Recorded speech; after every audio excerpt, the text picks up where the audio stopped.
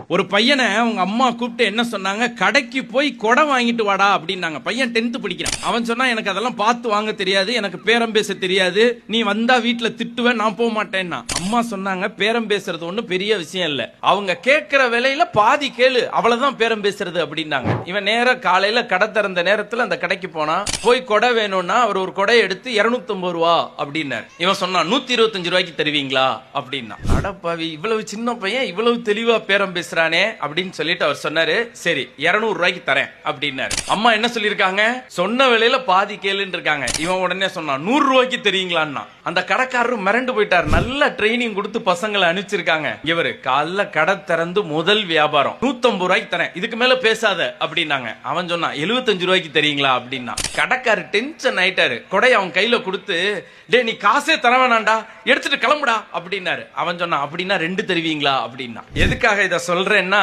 குழந்தைகளை நாம் எப்படி பழக்குகிறோமோ அப்படி பழகுவார்கள். Hi everyone, welcome to my YouTube channel. Please subscribe my channel Riyaz Jabbar Preet. Thank you.